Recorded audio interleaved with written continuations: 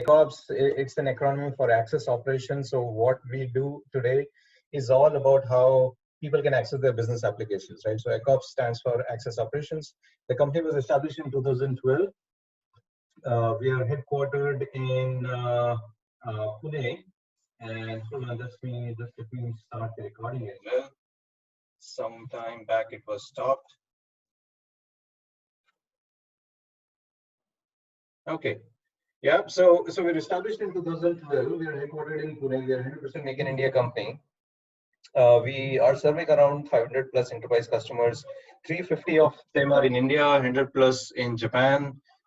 Middle East, there is a significant amount of interest that we see right now. US and South America, we have few customers, but not that focused customer base there. All our business is through channel partners.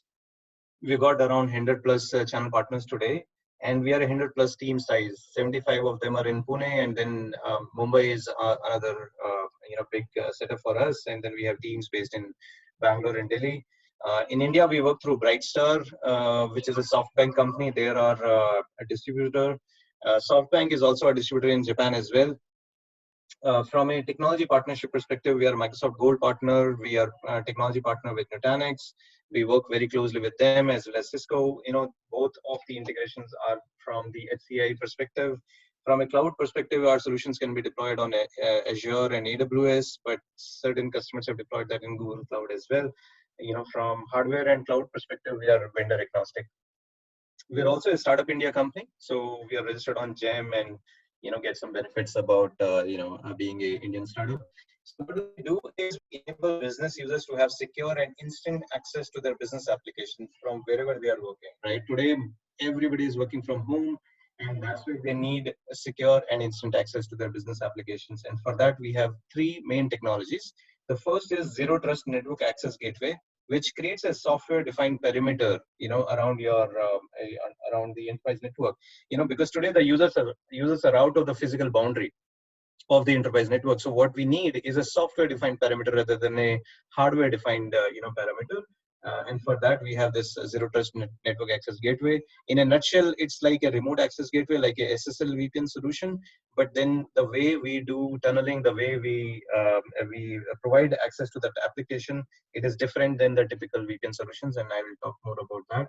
The second technology that we have is end-user computing virtualization, where we virtualize the business application that runs or to be managed on the end user device, be it Outlook client, SAP client, Tally client, any legacy application that requires Java like Oracle, JNE based applications, any applications which requires end user management can be virtualized, hosted in the data center or cloud, and then users from any device they can access those applications. So there we virtualize applications, we virtualize desktops so that users can use any device to access those applications, and the end user management is reduced to zero. The third technology is identity and access management, where we provide strong authentication features with multi-factor authentication, identity federation, as well as single sign-on. That is very key. The moment we talk about remote access to any business resource, it should be protected by strong authentication, right? So these are the three main technologies that we have. And before I get into too much of Accops product, I would like to talk about what is the current need today. The work from home. How people are doing work from home. What are the challenges? How does people? This is technology. Becomes very, very important to be considered to enable effective work from home. And so what's the need of work from home? Nobody has to really explain to any organization today that what is the need, right? So the first thing is business continuity. Hello, Vijender. Yes, Anil. Seems there is few issues with audio. I think we need to confirm everybody able to hear properly or not. Because last part was not able to hear properly. Okay, let me check. Can everybody just confirm audio is clear, or is it problem from my side? Just need to have a confirmation. Can you please raise the hand or just reply?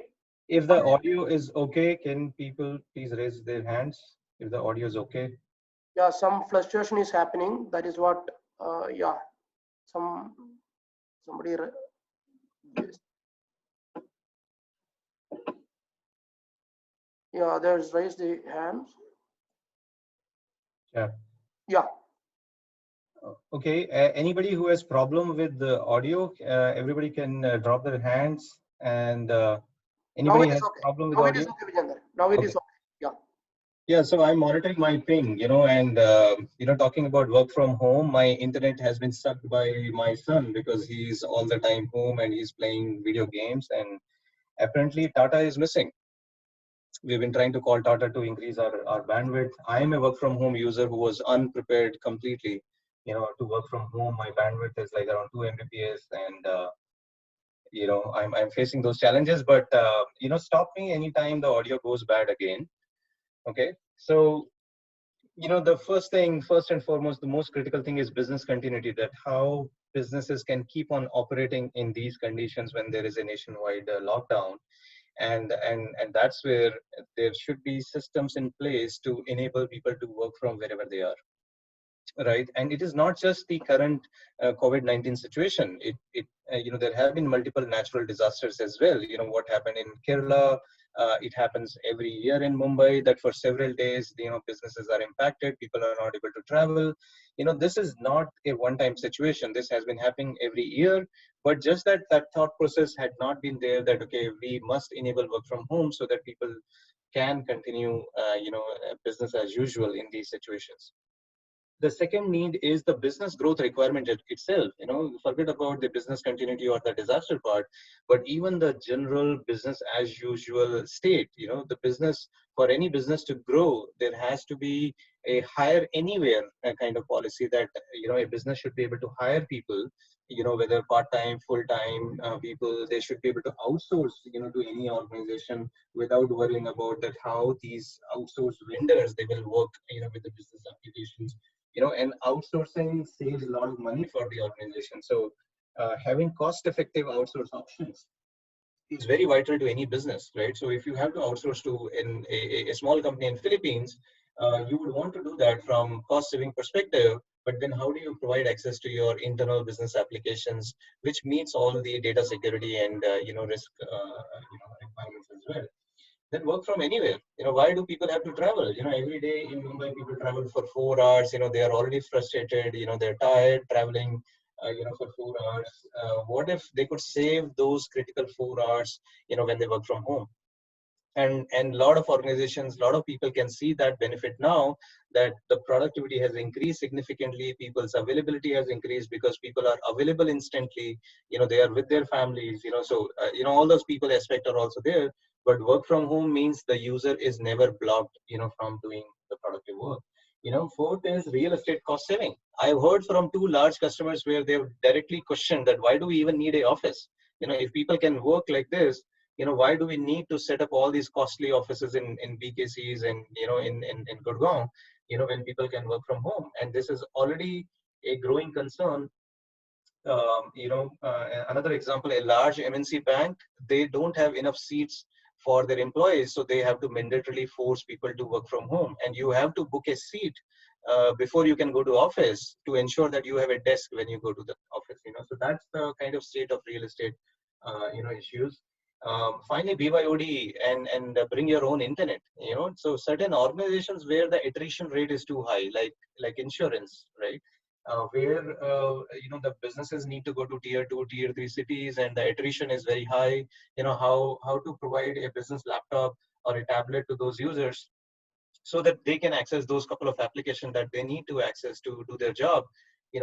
Why not just adopt a BYOD policy? So if anybody wants a job in this organization, bring your own device, bring your own internet, and the company can securely deliver applications to their personal devices. That would have a lot of cost saving for the organization. So work from home is not just for the disaster situation, but for business growth requirement as well. And finally, the employee happiness, right? So the employee retention part, right?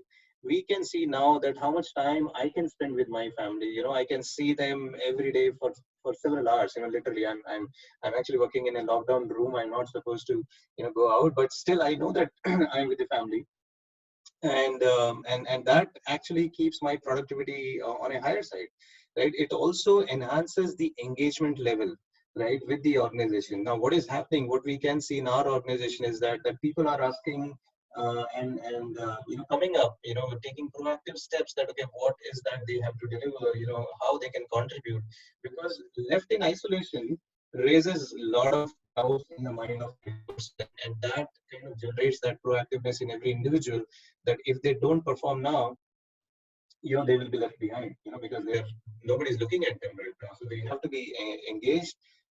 There is more engagement at all levels that we see. Um, Also, this is like a benefit. So if I can work from home, I can do my personal work, I can be with my family, I can take care of my family as well, and that goes as a benefit, for a lot of people. Increased productivity, like I said, that the time that we are able to save in traveling, the flexibility of working, our people, some people are working late nights, so that's very flexible for them to work. And finally, the global talent pool access, so there is no restriction on that somebody has to live in Pune to work for a Pune-based company, or somebody has to relocate to Mumbai, to work for a Mumbai-based company, right? So that has a lot of benefits in terms of, what type of talent you can acquire.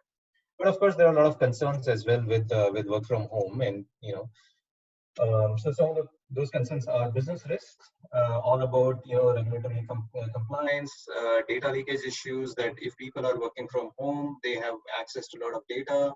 They have access to their phone, so they can take photos. They can leak all that data. Anything that goes to the user devices. The devices are not fully protected. They're not within the physical boundary as well. So all those business risks exist. When we talk about work from home. The one major issue is the cyber threats that originates from end user devices. And I don't have those numbers right now, but more than 50% of the cybersecurity risks, they originate from the end user devices because of very small mistakes that users do on their devices, right? So that is becoming a big concern. That how do you make sure that the end user devices are secure when they are out of the physical boundary? Also, organizations are at a greater risk because all of their apps right now are accessible over internet. They have to publish those apps to users in some way, and the overall exposure to the organizations have increased because of accessibility over internet. Next is productivity issues. So those are psychological issues. That okay, how do you ensure that people are really working? Right, and this comes as a trust issues between the organizations and their employees, that whether people are really working or no, right? uh, the end user infra, the challenge that probably what I am facing right now is my internet itself is not good, and I have connectivity issues, so how much productive I can be. Then there is a lack of monitoring and measurement solutions. Traditionally organizations have not built too many employee productivity monitoring and measurement solutions, and that is going to affect the overall work from home policy as well. And finally, everything is dependent on internet. How good a person's internet works, their productivity gets affected with that. The last thing is the cost part. The cost that the organization was looking at earlier when everybody was working from office is different than the cost that is going to be incurred for work from home users. And the first issue is providing additional PCs to the work from home users. A lot of people, they have their personal PCs, but then corporate policies doesn't allow them to use personal devices, so the companies have to ship out new devices to them. That increases the cost. Now a laptop at rental is available in like 4 to 5,000 rupees. In fact, availability itself is a challenge. So it has added onto the overall enterprise cost, in a different way. Also, there is an increased IT support dependency, and those IT support costs, have increased significantly. All right, coming to the three aspects, which is people, process, and technology, and I will touch upon that, how we are handling or what we see, those issues. So if you divide the issues from, process and technology part, the one big issue that people see is right now the psychological preparedness to work from home. India as a country has never embraced work from home. And we don't believe that we can actually work from home as well, right? The one obvious issue is the trust part of it, that corporates believe that work from home is not really work from home, it is actually work for home. And that's because we work like one day work from home in a month, right? And most of the cases this is based on the personal emergency, a personal requirement. That's when we say this is work from home, but that's not really true work from home. There's a lot of distractions, at home that happens because how our culture is, how our families are set up. We are never used to, one person working at home, without any distractions. I just bought some vegetable and fruits at 11 a.m. when I had to prepare for the webinar. So that is an ongoing issue. There is another issue which is about that we as a culture are tuned to be told that what we have to do. So we always want a serve, we always want supervision, and when that supervision is not available at home, we are sort of lost that okay, what exactly we have to do, and that will take some time to settle that how people can take independent decisions and then start delivering, right? So definitely lack of direct supervision will affect how people can be productive and deliver value. Dealing with lack of instant face-to-face communication, right? So again, we are not used to having online meetings, video meetings and things like that. We are not prepared that what's the right way to deal with online meetings and dealing with loneliness itself. So I am living with my family, so I'm pretty okay. But there are a lot of people who are not with families. They have to prepare their food as well. While they're working, they don't have anybody to talk to as well. These are difficult times. Vijender, hello. Yes, sir. Voice is again distorting. Can you please check anything? Okay. Is this better now? Little bit echo is there. Little bit echo is there. How about now? Is this anyway better? It is better. Okay, let me just connect my Bluetooth if that helps.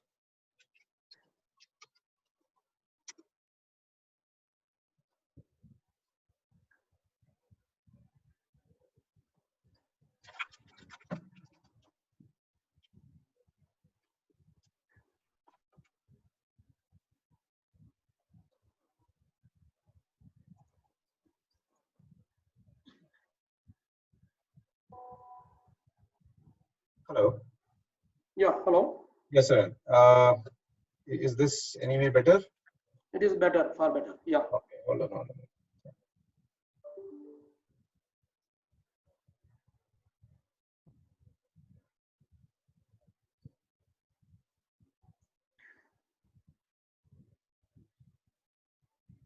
Sunil, is this better?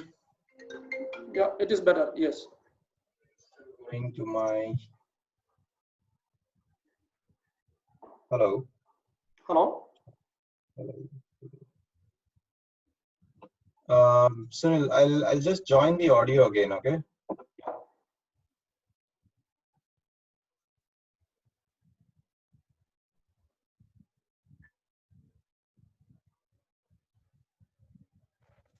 Sunil, is this better?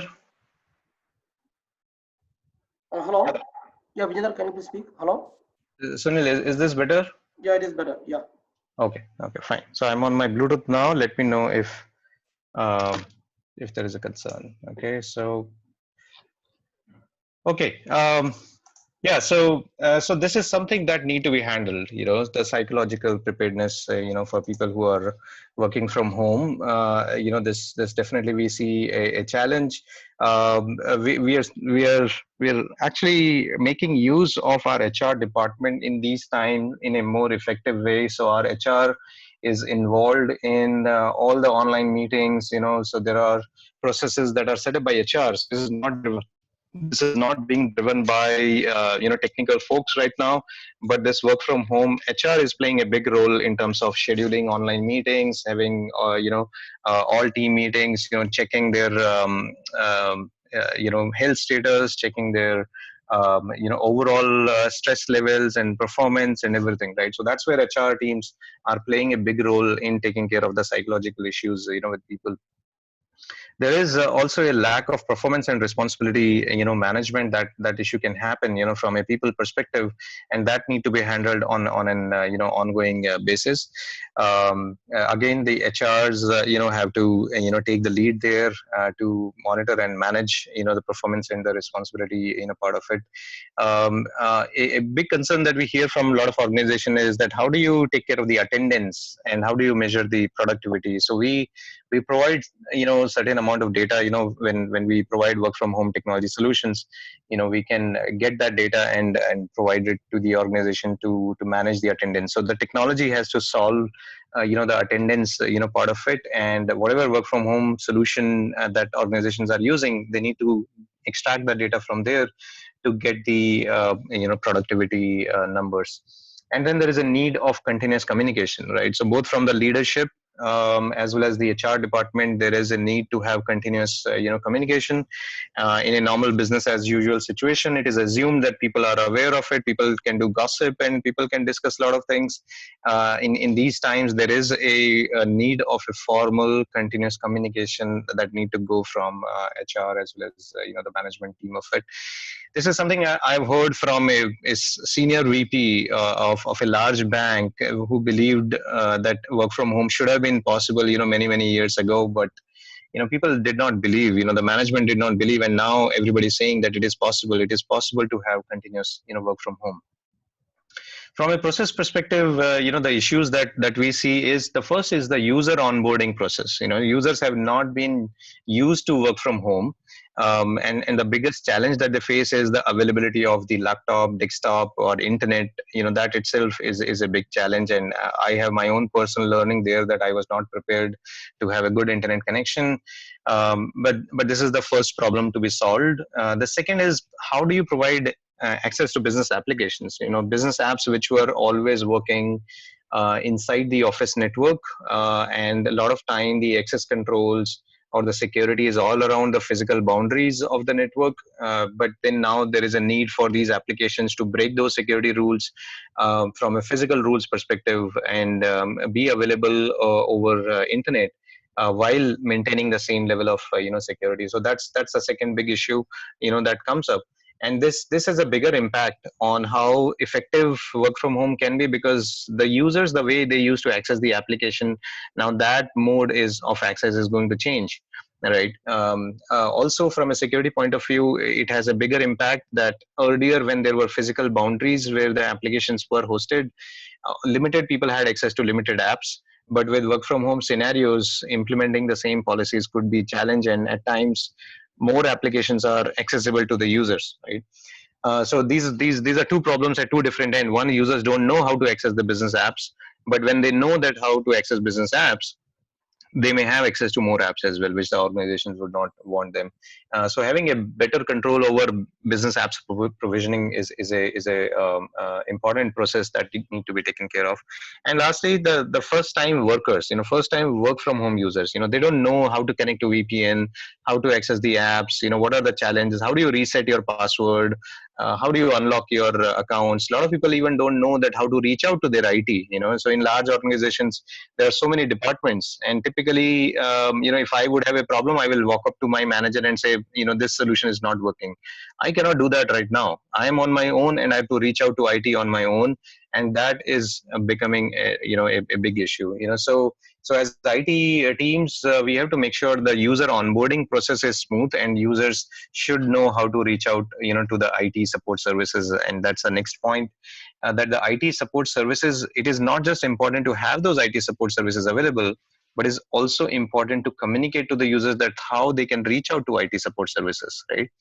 So having self-service based portals for simple tasks like password reset or account unlock, having self-service portals to know that what access they have, what are the URLs that they used to access in the office, and now what are the URLs. Maybe they have same URLs, maybe the URLs have changed, or the access mechanisms have changed.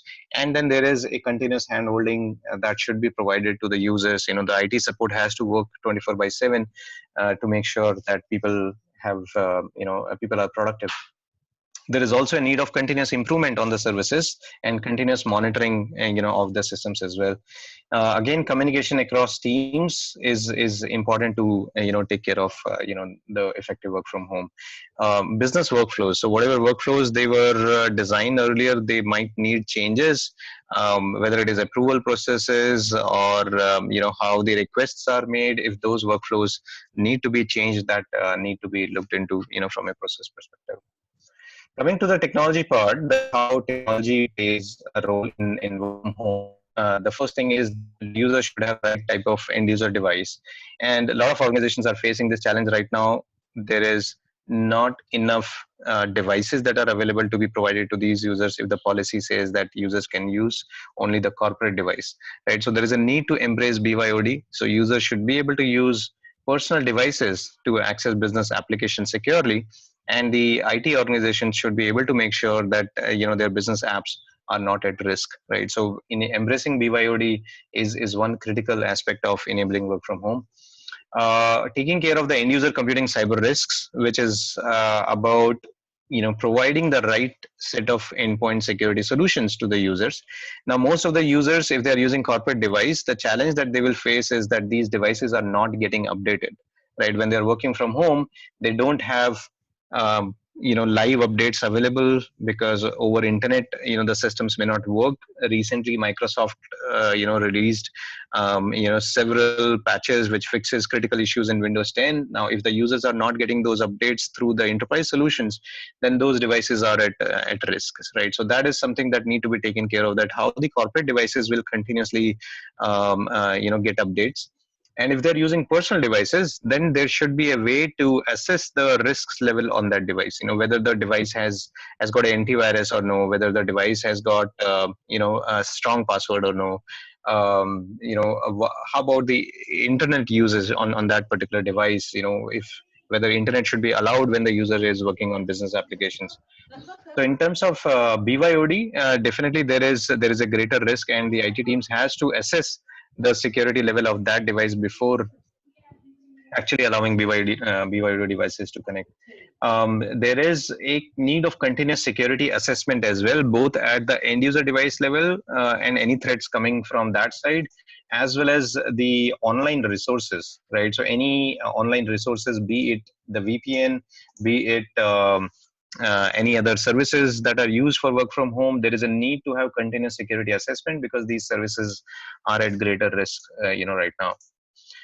Right, and then there is a need of lot of collaboration tools. So Microsoft Teams, Zoom, WebEx, any of those tools are required to make effective communication, and also provisioning those tools across multiple teams with self-service is very critical. So that the IT team doesn't becomes a bottleneck, to provide these collaboration tools to the team. Right, in our organization, Sunil has been a focal point where everybody goes to Sunil to have access to Zoom, and now Sunil is making everybody else to operate Zoom on their own. And then there is a need of a scalable infrastructure which was not there earlier because a lot of services were not on internet, and now that they are, both the firewall or the VPN gateways, they are under a lot of stress right now. So how do you scale that infrastructure? That need to be looked into.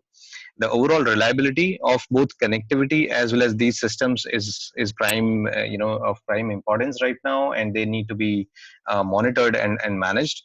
And there is a continuous end user experience management that is required, right? So if the end user experience goes bad and the users complain, when the problem is already resolved, there is no way that you can go back to end users and say that what wrong had happened, right? So several customers of ours, they have automated the end user experience management process, right? So they have got some bots which are continuously logging into the work from home infrastructure.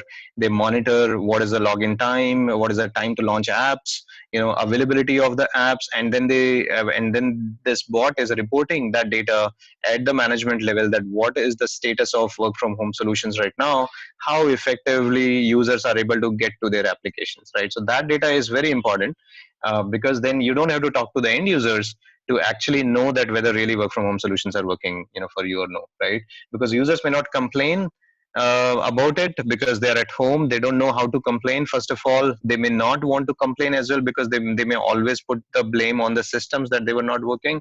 So there is a proactive need of end user experience management that is needed.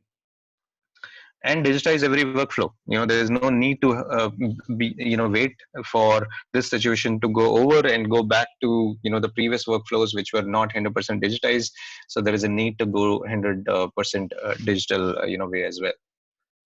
Right. So some of the tools that we see a lot of organizations are using for work from home, are right. So first is collaboration solutions, which are Microsoft Teams is very popular right now. Slack, if you're a IT team, more popular tool there. Zoom and GoToMeeting, WebEx, for remote meetings.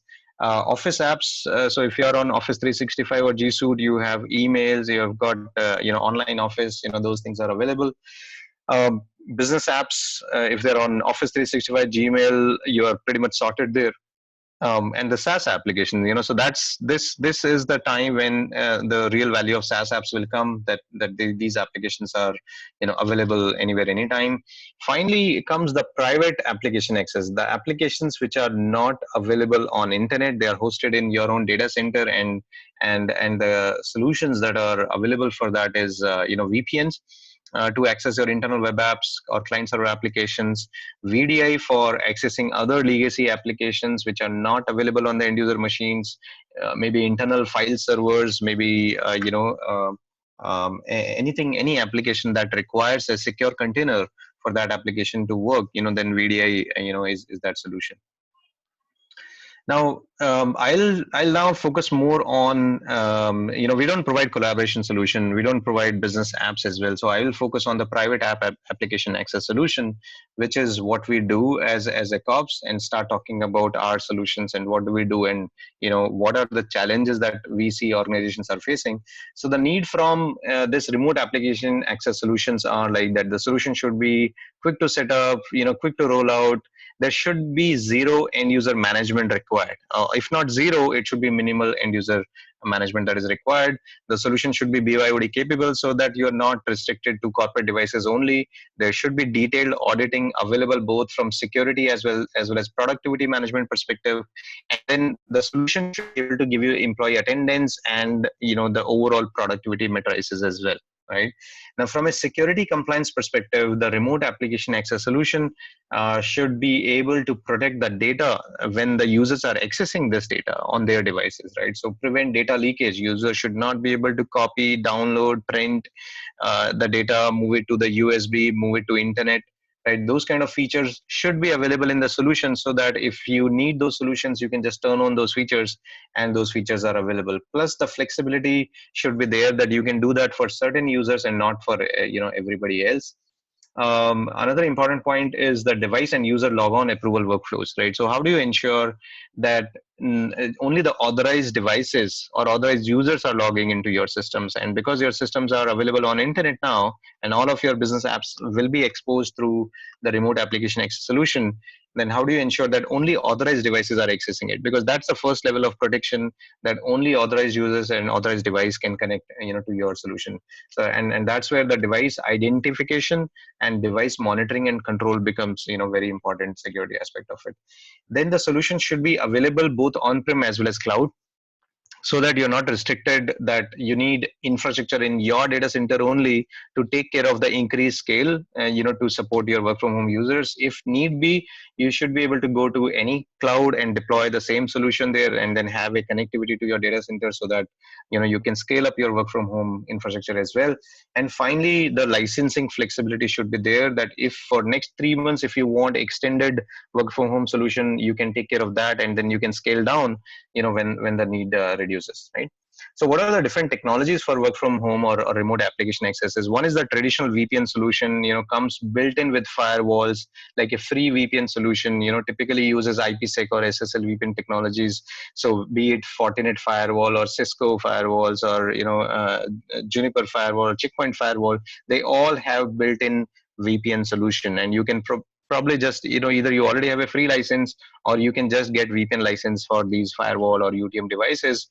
Also, there are dedicated VPN solutions as well, like from Pearl Secure or Array, or even Fortinet, and then you can just extend those traditional VPN solutions, right? And through that, you can access private web and client server applications. Now, these applications need to be available on the end user machine, right? So when we use just the VPN, the application should be available on the end user device. Now, this is something that you can do that only for corporate devices. If I'm using my personal device, and if you give me your VPN access, anything and everything on my device, be it a authorized app or an unauthorized app, or including a malware, can actually come through the traditional VPN tunnel and get into the corporate network, which is a big risk to the corporate networks with traditional VPNs. That traditional VPNs can and should be used only for corporate devices, only for secure devices. And then even then there are additional risks, but that at least how your users use the apps which are available on your end user devices, and that's the fastest way to get users on board.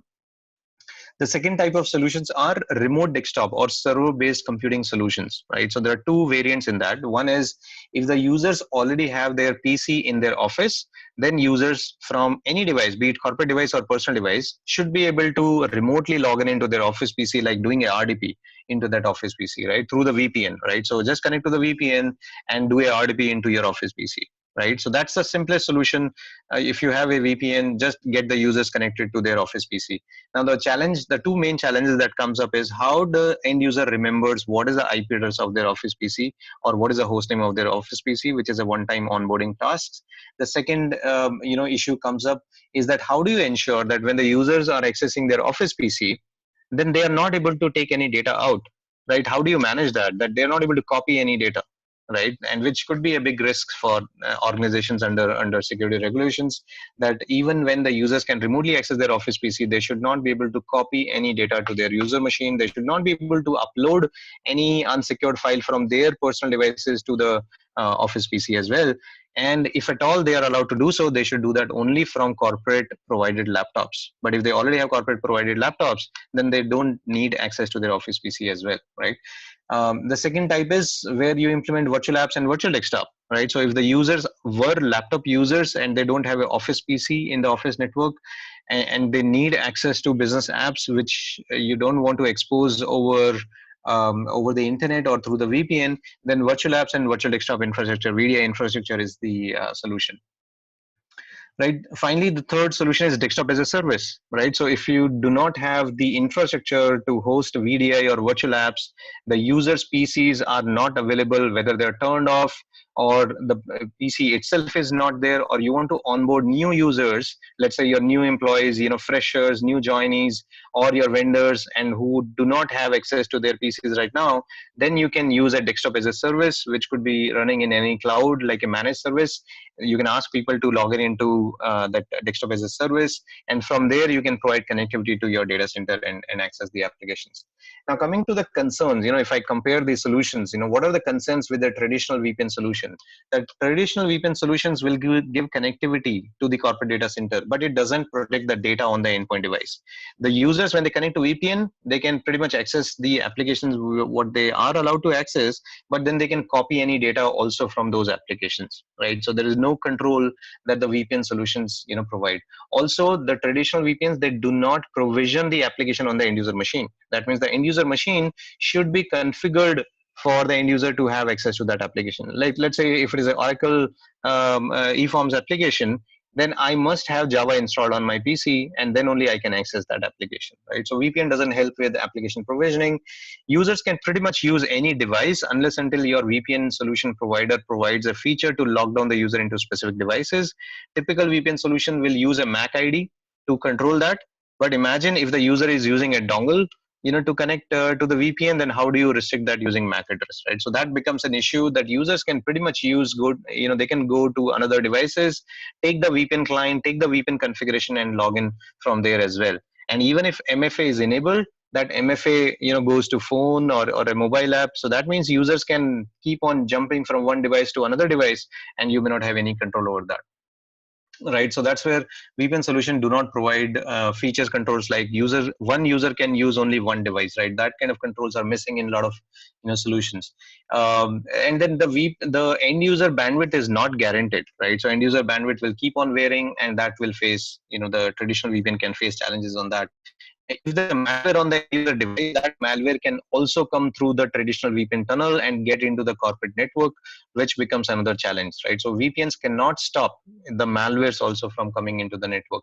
And that happens because traditional VPN solution, they work at layer 2 or layer 3, and the user's machine is virtually connected to the corporate network with a virtual wire. So all the R packets, all the broadcasts from end user machine will go to the corporate network, and then probably they get dropped if the right policies are in place. But a malware can actually identify that the user is connected to VPN, the user is accessing certain networks which are internal networks, and the malware can traverse through that and get inside the network. The endpoint configuration is required, right, for even traditional VPN to work, that there's an endpoint client that need to be installed. It need to have right configurations as well. It is not possible to control users internet usage as well if you just use a traditional VPN. So traditional VPN will provide you two controls. Either you can run in split tunnel or full tunnel. If it is split tunnel, the corporate applications can be accessed over VPN, but the internet access will happen using users' own ISPs. The other option is doing full tunnel, in which case all the internet traffic from user machine can be brought to the corporate VPN, and then it can be routed through the firewall, and then it can be filtered, and then the same corporate VPN, corporate internet access policies can be applied to the user. But what happens because of that is it consumes the unnecessary, it consumes the limited bandwidth of the user, right? So if I know that Facebook is going to be dropped, over my corporate VPN tunnel, then why does the VPN client has to take the traffic to the VPN and then drop that traffic, right? Also, on a Windows PC, there are a lot of services which are continuously trying to access some services over internet. So with a full tunnel scenario, the user's limited bandwidth will be getting unnecessarily utilized. Although you can apply the corporate policies, but then the overall slowness that the users will face over full tunnel will be hampering their productivity. With split tunneling, the issue is that now users will have open access to internet through their Wi-Fi as well, right? So there is not much control over the user's internet. When users use traditional VPN, users can copy the data, whatever application they have access to, they can copy the data, once they get into it. And this network bridging, as I explained, that once the device connects to the VPN, the device is virtually part of the corporate network with a virtual IP that is assigned to the device, and that can open up a lot of security issues. You definitely do not want to do that, from your vendor machines, from people's personal devices, because there is no way that those devices can be trusted. There is, of course, hardware appliance limitations as well. A lot of people use VPN on the firewall, and because earlier the concurrency was not even 5% of the organization user base, but with the with the increased work from home workforce, all that load is coming onto the firewall, and the firewall would not be able to scale up that kind of workload for the VPN solution. So you need to have a VPN solution which can scale up as a based on virtual machines, or it can go into cloud, rather than having hardware appliance based limitations.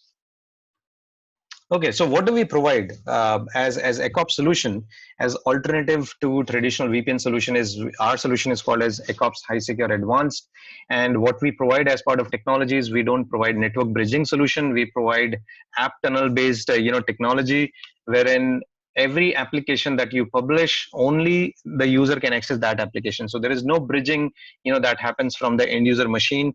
Every application has got an independent tunnel which is more lightweight. That means any unnecessary traffic from end user machine will not come to the corporate network. It's very lightweight, and it is much faster even on data card networks. Second, there is a device entry control feature which ensures that only authorized devices can log in and can connect, and you can manage that, okay, which devices are allowed and which devices are not allowed. You can check the compliance status, that only the secure devices should be able to connect, based on your compliance policy, be it that user should have an antivirus, it should be enabled, it should be activated, Windows update should be there, right? So all those checks, the machine should be part of domain, right? All those checks can be enforced, and then only the device can connect and access the VPN services. Right. Third is it can work in stealth mode with full control on the end user device as well. Right. That means our agent, which runs on the end user machine, it can restrict the internet for the user. So it can block internet, when the users are connected over VPN, with a policy to allow certain websites, certain whitelisted websites that you would want them to have access to. We can restrict the USB ports. We can block printing, data copy, data download. So when the users connect using our Accops high secure solution from their devices, then we can have full control over that device while they're accessing VPN. And if there is a policy that you want that kind of control should be there all the time, even if they're not connected to VPN, that is also available. That means if you provide a corporate laptop to the user can only work on the business application and nothing else. But if the users are using personal devices, BYOD devices, then also we can provide a secure container while they are connected, to the VPN network, right? So that's a solution that we can provide. And finally, strong 2FA is included into the product, so you can choose the multi-factor authentication feature, that you want, into the solution which is built into it.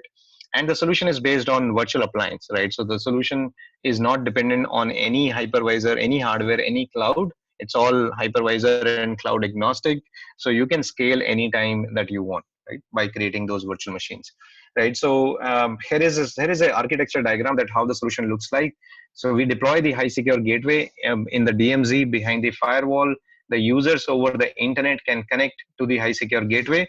And once they are connected, that tunnel is established, they can access the internal application servers that are accessible to them, right? So you can have policies that user Vijender can have access to emails and certain web portals and certain client server applications and RDP server 1, RDP server 2, or FTP servers. So all those policies can be configured on the high secure gateway, and then once I connect from my device to the high secure gateway, I can access those applications. I can also access my personal PC, which is available in my office, and that's one of the big use case that we see, that I can use my personal device now, my personal laptop, and connect to high secure, and then I can access my office PC, right? That kind of gives me an environment that as if I'm sitting inside the office, I have the same access what I had when I was working from office itself. Now, what we provide as additional feature, apart from giving access to Office PC, is that the users do not have to remember the IP address or host name of their Office PC. They log in, they see one icon that says, here is your Office PC. I click on it and I get connected. That's it, right? So there is nothing that the end users have to remember. They just directly get connected to their Office PC. And while they're connected to Office PC, they cannot download any data onto their personal devices, right? So they can work anything and everything that they were doing in their Office PC, but they cannot copy paste any data out of that Office PC and bring it to their local device, right? Along with that, if you want to block internet while the user is connected, for example, you don't want that the user PC can be accessed through TeamViewer or any desk by a third party which is not authorized, and then this user is connected to the Office PC and they can access they have access to critical applications on that Office PC, and then this individual has given remote access to his friend working for another organization, and they can remotely view it, right? All that is blocked through the solution, right? So that is all blocked, so that the users, when they work and they access any internal apps or they're accessing their Office PC, all remote access to this device is blocked right now. It is working as part of a secure container, right? So that's the solution that we provide. The product is called as Accops High Secure Gateway Advanced Edition. So MFA is built into it, all the security is built into it, access to Office C or access to any of the internal apps is available as part of the solution. So that's solution one. Now for the remote desktop based work from home options, we provide two solutions. One is of course accessing your Office PC from your personal devices, which I just explained. And the second is we provide virtual apps and virtual desktop solution as well, right?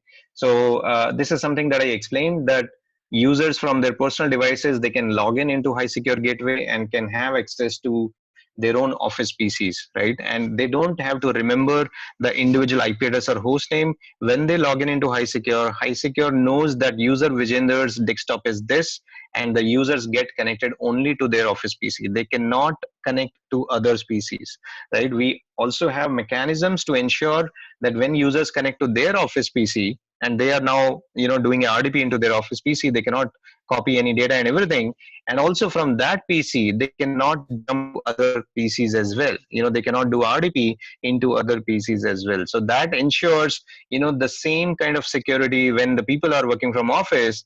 If I'm working on my desktop and if I, stand up and go to somebody else's desk, right, and I try to log into that desk, it is visible to everybody that the user Vijender is trying to log into somebody else's PC, right? So when people are working from home, you would want that kind of protection as well, that users are not jumping around. When they get access to their Office PC, they should not be able to log into somebody else's office PC as well remotely, right? Because you have to enable RDP services, onto all the PCs, right? So that's the solution that we provide for secure, office PC access. A lot of our customers are right now using this solution and are able to utilize the existing PCs. They do not have to invest in VDI solutions for their people to make them productive, right? The second solution, of course, that we provide is so there are a lot of questions coming in. I'll be just answering these questions once I complete a few more slides. There is so we provide the virtual apps and virtual desktop solution as well, wherein we host the complete VDI infrastructure for users who are going to use either corporate laptops or personal laptops, and they need to access the internal apps, and the organization do not want to give just a VPN access because of the security concerns that we just discussed, that anything and everything can come from the user PCs. Plus, these apps might require certain dependencies to be installed on the end user machine, which are not available right now.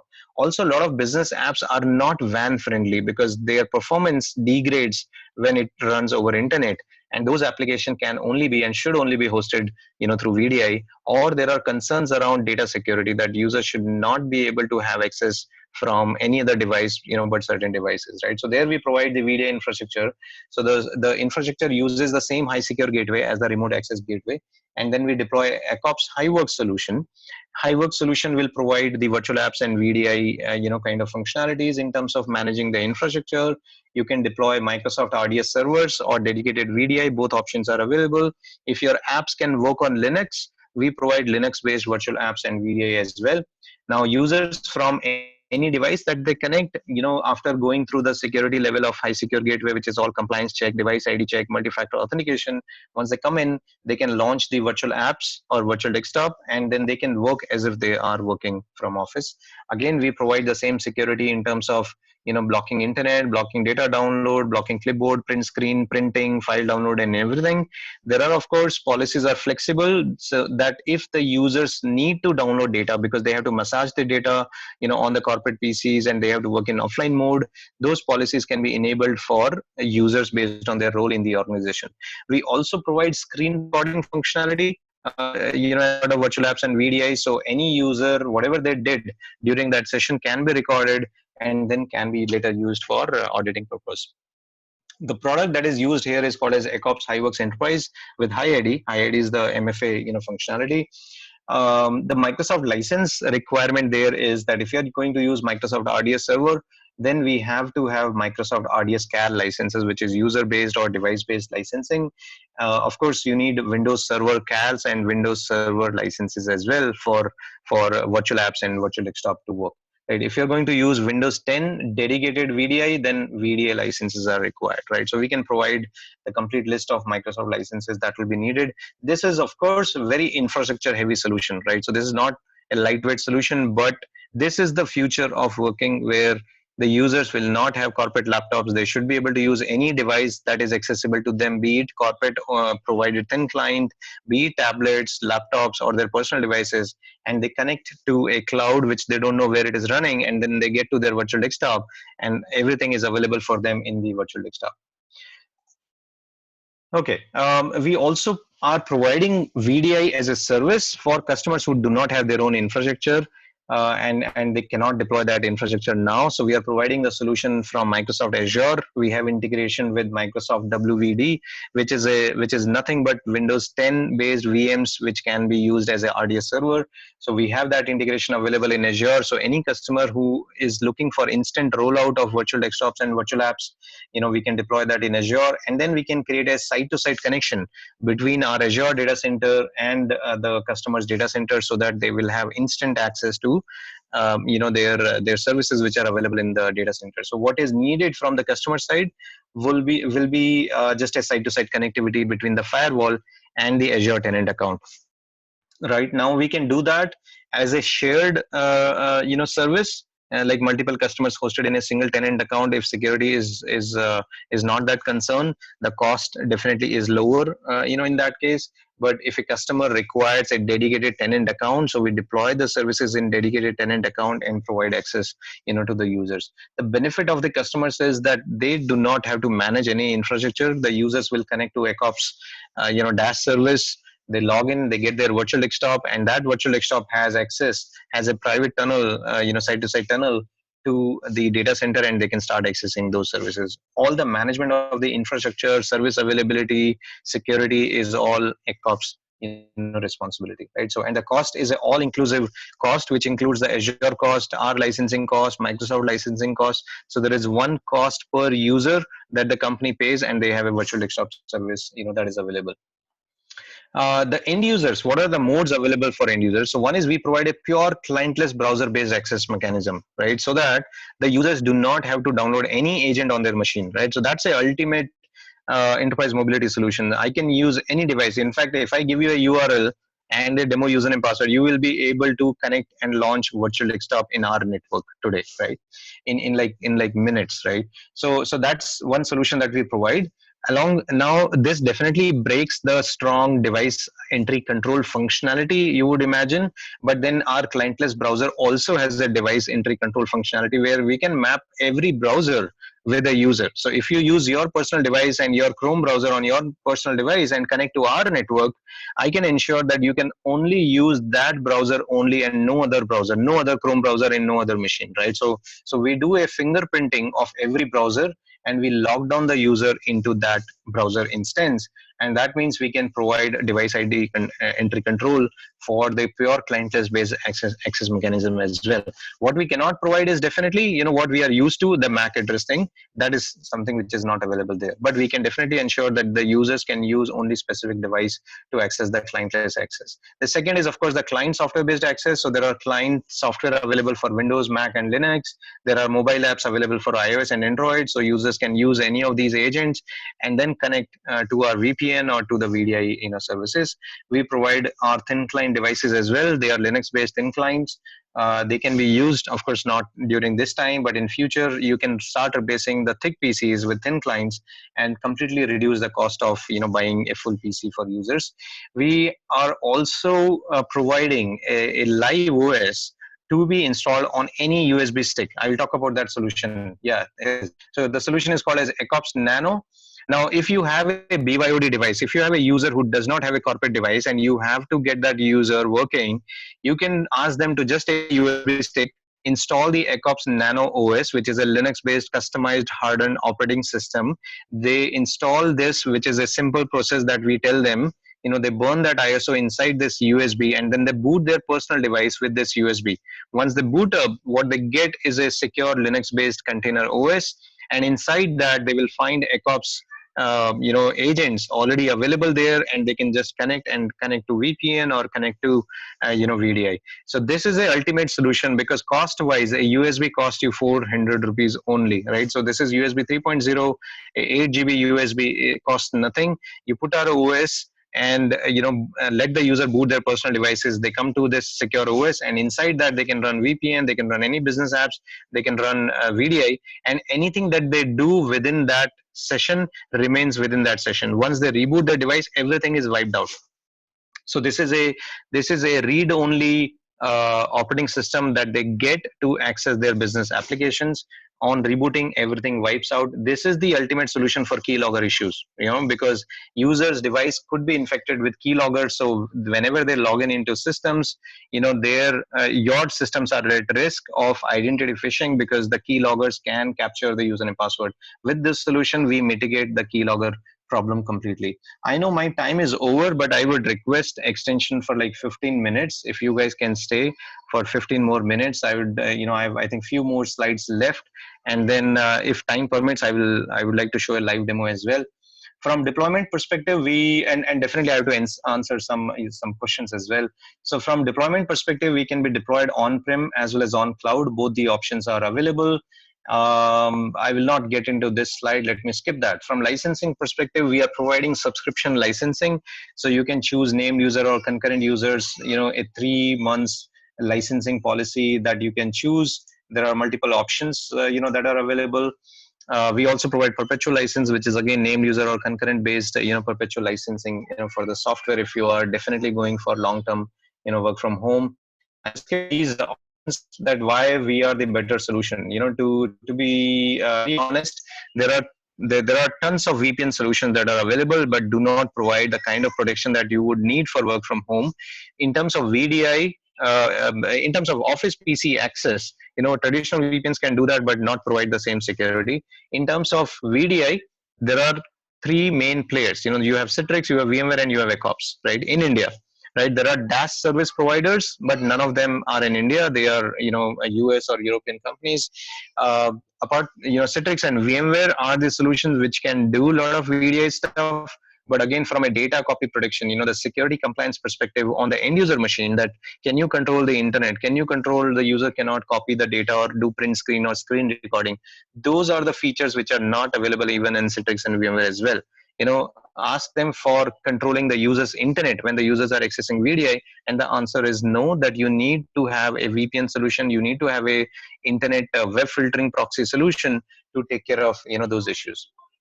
And then multi-factor authentication is again that is built into our solution. You do not have to invest in any other solution. The integration is by default available with the solution. Right. Some of the common concerns that we see with work from home in terms of technology, and I mentioned those threats that that a lot of people can bypass the network access control provided by firewall and IPS. Whatever perimeter security is breached, when the users are using VDI, and for that we have solutions. Accops has got solution that one is it should be deployed in DMZ. There is a VDI firewall feature that is available in our product, which can ensure that users can be still given controlled access even when they are working in VDI. From a client application perspective, a lot of data can be exposed to these users.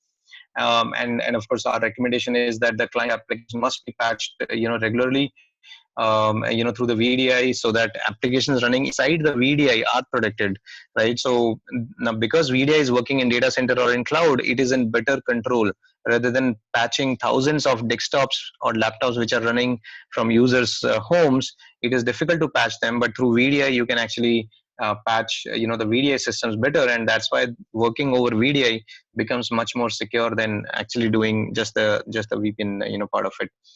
The users also can bring in, the users can upload potentially infected data into the data center network when they work over VDI. And for that, we recommend that the data upload should be blocked. It should be allowed only on policy basis.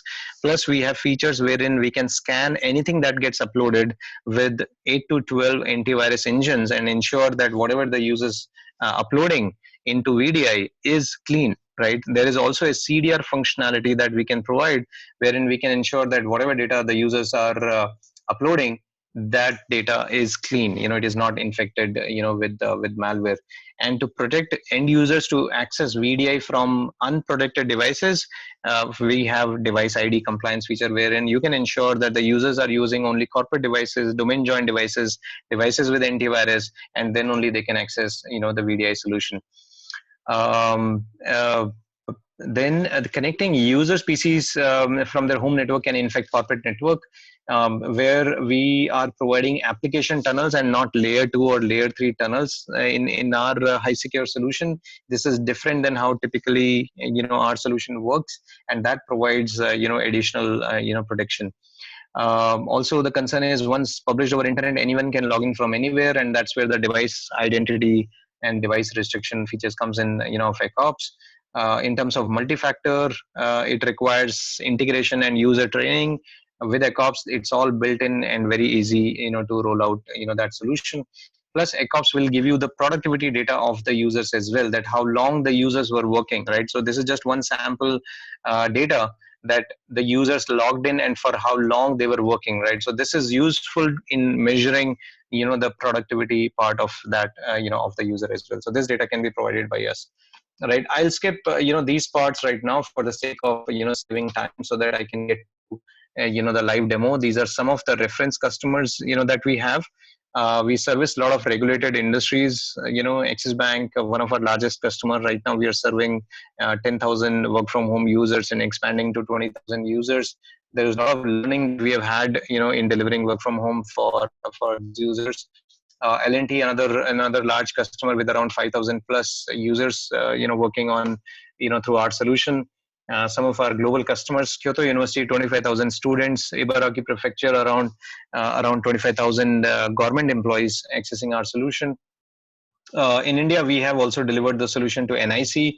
So all the government departments, their work from home, their e-office application access right now is working through NIC, and they are running 10,000 licenses from us right now. Right.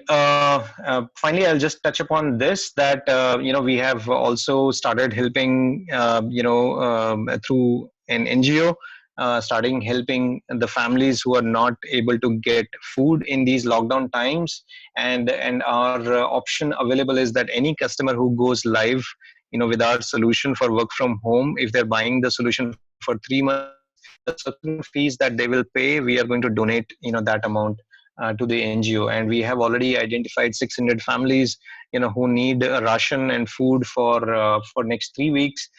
We have already taken care of around 350 families right now, and we are targeting to complete the 600 in like next 2 days time. So this is something that we will continue to expand as our effort to help the society. I'll take a minute just to show you a live demo, and then I'll go back to the questions. This is the access portal for our own office, right? So if I have to access my office, I go to our web page and log in using my AD credentials. This is integrated with 2FA, so there are multiple options. I can request SMS, mobile app, email token. We have got our own mobile app as well, like the Authenticator solution. If you want biometric authentication, there is biometric also available, as part of our solution. Right, so our multi-factor authentication is pretty exhaustive, list of options that we can provide. Now, I'm using a pure clientless access method, right? So I do not have to start any client. There is no client installed on my machine. Once I log in, I can see I have access to these web applications. I have access to this RDP, which is, let's say, Ganesh PC. Ideally it should have been my PC. And then I have access to these applications which are hosted, right? So these are not the web apps which are going to run using my browser, but if I click, it is going to launch this Redmine portal, which is our bug tracking solution, into my browser, but using that as a virtual app, right? So that will connect and launch the Redmine application. Also, I have access to these virtual desktops. So these are different profiles that are available to me. And I've got a dedicated VDI, I have a shared hosted desktop, there is another desktop profile, IST, and they can have different configuration and can give me access to different apps. So I have everything that is available on this portal, to work. This will go and connect based on, I can see a lot of timeouts on my ping right now.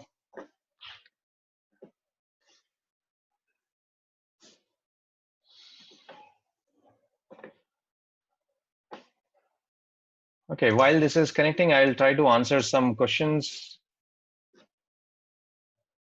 Okay, the question is how without IP address of remote desktop user is able to access. So the solution there is the users do not have to remember the IP address. Our gateway needs to know what is the IP address of the user, or the host name rather.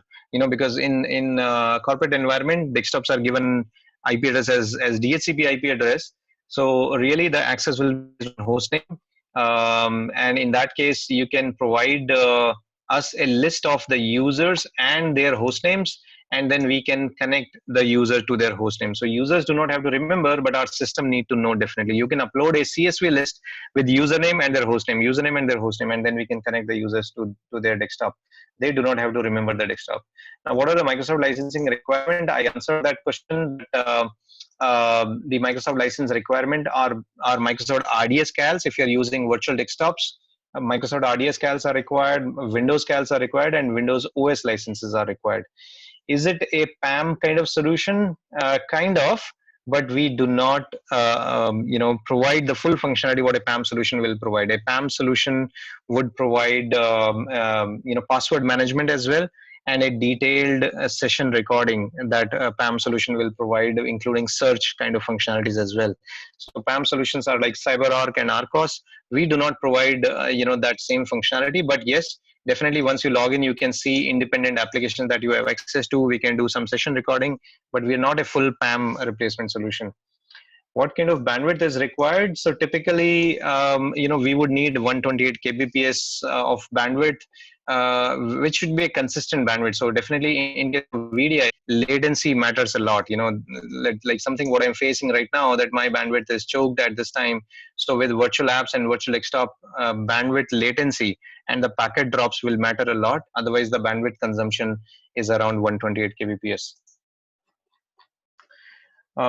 Is it possible upgrade with our existing Accops device, or we have to go for new one? You can definitely just keep on adding licenses to the existing Accops implementation. You do not have to buy anything new. You can just add more licenses.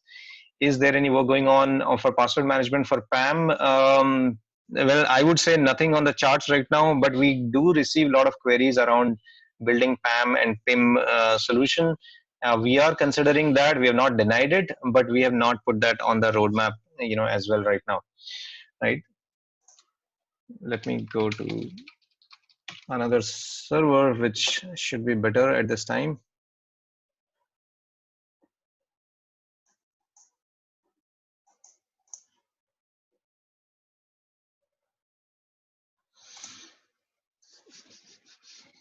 Nope.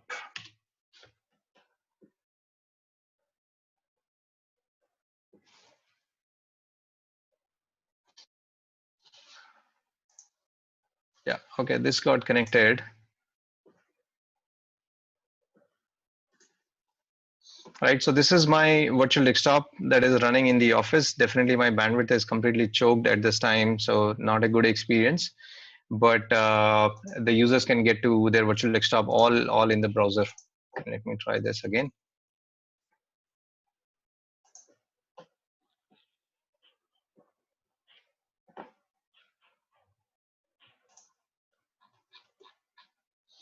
Can HiSecure provide all the audit trails for the respective users? Yes, we can.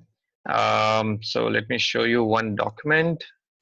So this is our Accops reporting server document, wherein we can provide you various type of logs and charts in terms of audit, that what the users did and how is the system behaving. So there is of course infrastructure monitoring in terms of utilization and everything, and what is the load on the system, how many users from what time to what time they are using the system. Again, more infrastructure monitoring. There is a per process level, per user level monitoring that is possible. So we can say that these users are consuming more resources when they are working, and that need to be optimized. Like these are some of the processes which are consuming more resources. So the which are the top users who are logging in and using the services, right? Top users tagged by chart, which is time based. So there's a lot of data. This is the session time, that how long a particular user was working into the system. There is data around security parameters, like how many users are failing the authentication, and especially how many users are failing 2FA, right? Which represents that your username passwords are leaked and they are being misused right now, right? So these are all OTP token failure rate to showcase that how two-factor authentication is failing for your systems. Then from a geolocation perspective, we can provide data that who is working from where, right? So this geolocation data is available in the system. You can map it on the graph, on the map, and you can identify that why somebody from, let's say, Indonesia is logging into system, and that can generate an alert into your SIEM solution, and then you can take care of this particular security incident, right? So all that kind of data is available with the system. There is another question that how we are different than WVD. So WVD is providing the Windows 10 multi-user session, and Microsoft is providing a free connection broker solution there. which is good if security is not a big concern for you. So definitely WVD is a very cost-effective solution. Deploying that, however, is complex. Microsoft has not provided a management console right now, so you have to use PowerShells to deploy, that solution for use. That means you need to have that expertise. WVD also doesn't allow uploading custom Windows 10 images. You have to take care of that as well. From licensing perspective, it is definitely a pretty good option. That's why we decided to integrate with Windows 10 multi-session Windows, so that we can provide the same licensing benefit to our customer. So we have a specific document for that, looking at what are the features of WVD, what are the shortcomings of WVD in terms of security, management, and scale, and what benefits we can provide, on top of it. Can this solution be integrated with existing VDI environment used by that? Yes, you can deploy our solution in Azure along with WVD, and you can just integrate WVD with our solution. Can multiple people access a single PC at once like VNC? Yes, if you publish VNC as a connection, you can definitely do that. By default, we use RDP, so only one user can be connected to a desktop. But if you have published VNC, then multiple people can access, VNC.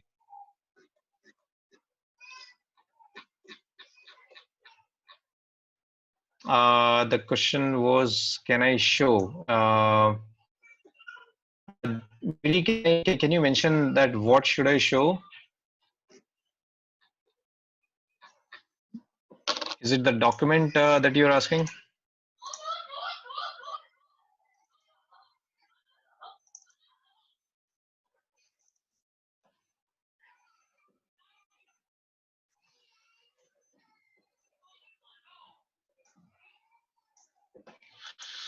Okay, so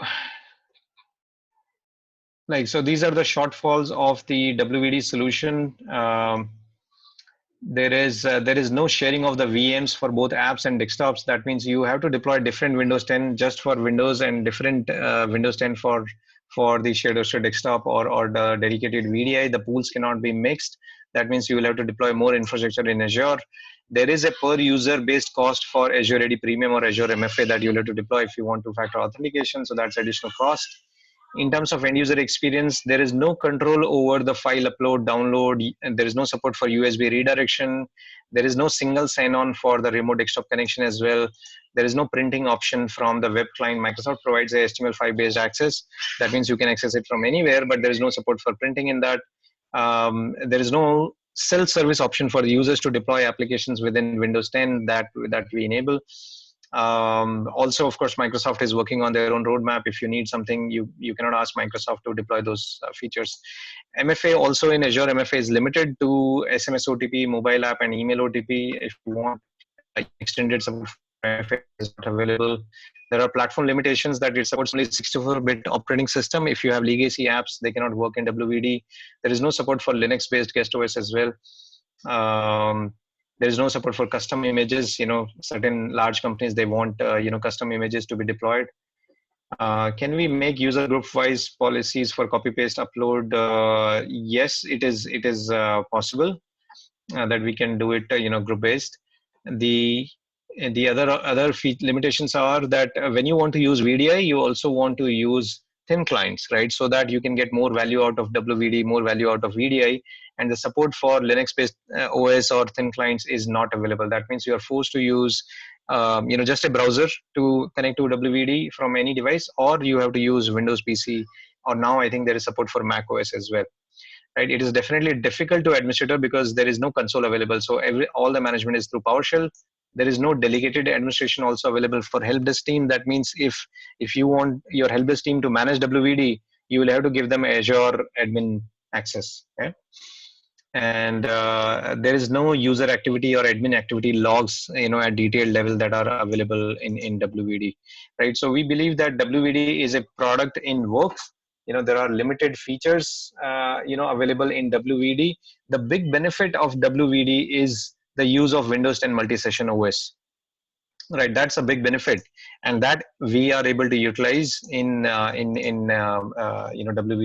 So we provide our own connection broking, load balancing, and gateway functionality. and then you can use Windows 10 multi-session. That means one Windows 10 can be shared by 8 to 10 users. You get licensing benefit there.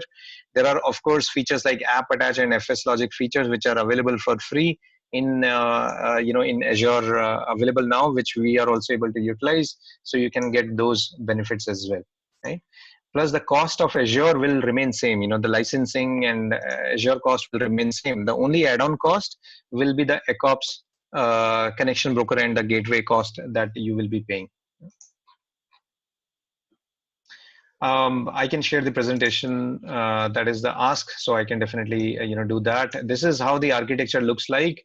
So the users who are working from home or in business as usual situation, user working from office, can connect to the Azure tenant where Accops can be deployed with Windows 10 multi-session or RDS servers, just simple RDS servers as well, that can be deployed in your own tenant account. So there is no dependency on Accops cloud.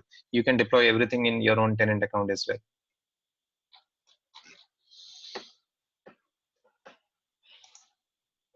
Okay, any more questions right now?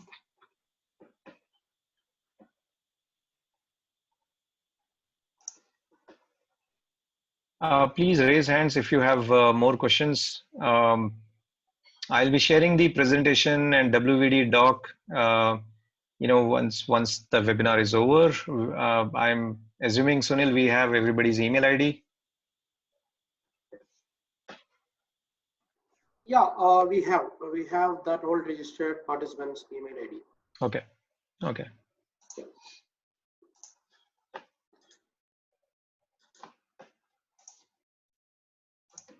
Okay. Any more questions? Let me just check. Yes, so I'll share the presentation. So are we like a PAM solution? Well, I would say we do 60 to 70% of PAM offering, wherein you can decide which user has access to which applications and which servers. But we don't do password management right now. That's the biggest gap. I would say that we do not do password management, right now. But definitely through our solution, users can see the apps that they have access to, whether RDP or hosted apps, virtual desktop or even web apps, and they can connect and they can work, inside their office, and then they can work on these apps. We can record the sessions, but we cannot do password management right now. That's one thing that we don't do.